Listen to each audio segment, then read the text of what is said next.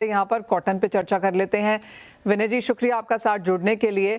और सीसीआई की तरफ से अच्छी खासी खरीदारी अब बाजार में आते हुए नजर आई है। जिस तरह की रिपोर्ट्स हैं वो सजेस्ट करती हैं कि 1 लाख बेल्स की खरीदारी रोजाना यहाँ पर है। एक तो कितनी खरीदारी आप यहाँ पर ओवरऑल होता हुआ देखते हैं? इस बार हमने कॉटन की कम क्रॉप भी आते हुए देखी है पिछले साल के कंपैरिजन में। किस तरह से सीसीआई तालमेल बिठाएगा यहाँ पर? जो टोटल अराइवल्स है 2 लाख से ऊपर हो रही है जी। तो सीसीआई की खरीदी भी 1 लाख से ऊपर हो रही है। दैट मींस अबाउट 50% और even little more than 50% they are procuring, और इसके कारण मार्केट भी थोड़ा स्टेबलाइज हो जाएगा। अदरवाइज विदाउट सीसीआई इतनी बड़ी अराइवल कैचअप करने के लिए very difficult in the market. Vinay ji, CCI के पास पिछले साल का भी यहाँ पर काफी स्टॉक पड़ा हुआ है। कितनी खरीदारी आप बनता हुआ देखेंगे सीसीआई से टोटल ओवरऑल? मुझे लग रहा है कि लास्ट ईयर से थोड़ी कमी होगी, ज्यादा नहीं होगी, क्योंकि क्रॉप भी थोड़ा कम है और इस साल क्वालिटी का भी काफी प्रॉब्लम है। तो सीसीआई जो क्वालिटी ले रही है वो उस टाइप की क्वालिटी ज्यादा नहीं मिलेगी। तो ये सब कारण देखकर लगता है कि लास्ट ईयर से थोड़ा कमी खरीदी होगा।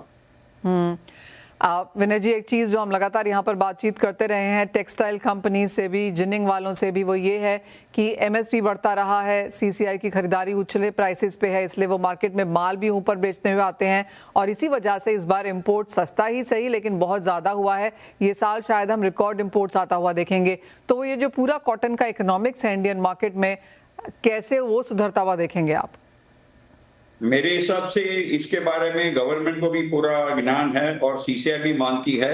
तो there are very good chances that कोई उनकी जो सेलिंग पॉलिसी है उसमें चेंजेस आएंगे और दे मे बी सेलिंग वो इंटरनेशनल मार्केट इंडेक्स ए और यहाँ की स्पॉट प्राइस सब देख करके मार्केटिंग पॉलिसी बनाए, ऐसा हमने प्रस्ताव रखा है और उन लोगों ने पॉजिटिवली लिया है वो। And they will be considering it looks they will be considering it favorably। जी, लेकिन विनय जी, ये प्रस्ताव अभी उसके ऊपर बातचीत हो रही है और ये सीजन फुल स्विंग में फिलहाल है। किस तरह से आपको लगता है कि ये आने वाला समय यहाँ पर होगा? कितना इंपोर्ट कॉटन का इस साल में अब तक यहाँ पर बना है और आगे जाकर क्या स्थिति रहेगी?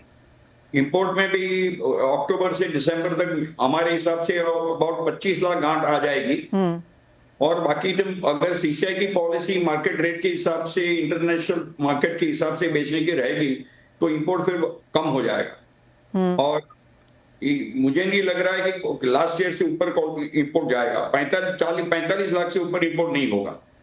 ओके विनय जी, जैसे आपने कहा कि सीसीआई शायद यहाँ पर अंतर्राष्ट्रीय प्राइसेस को मद्देनजर रखते हुए बिकवाली करेगी, तो इसका मतलब है सीसीआई लॉस में बेचेगी कॉटन? सीसीआई का लॉस कम होगा मैडम। क्या है कि उनको वेयरहाउस चार्जेस में, इंटरेस्ट में, शॉर्टेज में, वेट शॉर्टेज में काफी नुकसान हो रहा है, वो सब नुकसान बच जाएगा। किस तरह की डिमांड और किस तरह के एक्सपोर्ट्स आप आगे जाके बनता हुआ देखते हैं?